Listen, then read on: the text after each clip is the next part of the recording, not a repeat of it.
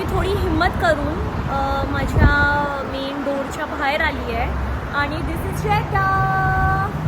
आणि इकडे सगळ्या रस्त्यात गाड्या चालल्या, तिकडे मस्त छान थंड वातावरण आहे, एकदम असं हवा येते, गरमी नाही होते. आणि रस्त्यात सगळ्या गाड्या आहेत, सगळे चालल्या आहेत. आणि इकडे मोस्टली जी पण दुकानं आहेत ना, सगळे असे कार्सचे शॉप्स आहेत. आणि कालचा जो ड्रायव्हर आमचा होता ना, तो पण UPचा होता.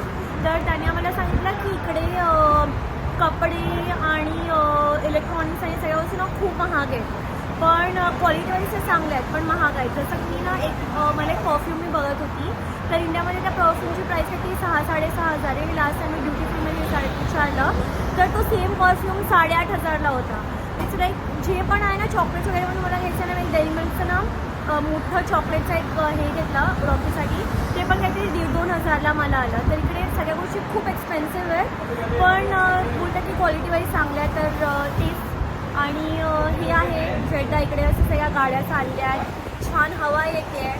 आणि मी आता पुन्हा आत चालली आहे, मला जास्त बाहेर थांबायचं नाही आहे. तर तेच मी आता जाऊन थोडा टाईमपास करेन. आणि सीन हा आहे की रात्री मला 11 वाजताचं माझं हे आहे चेकआउट आहे. तर मला आता सगळ्याचे 6 वाजले, म्हणजे माझ्याकडे अजून 3 तास आहेत टाईमपास करण्यासाठी. मी जाऊन TV बघेन, काहीतरी करेन आणि माझ्या बॅचमेट्सला जे पण माझ्या फ्लाईटवर आहेत ना त्यांना मी विचारेन, जर त्यांच्याकडे अँड्रॉईड चार्जर असेल तर त्यांच्याकडून मी माझा टॅब चार्ज करून देईन उद्याच्या फ्लाईटसाठी.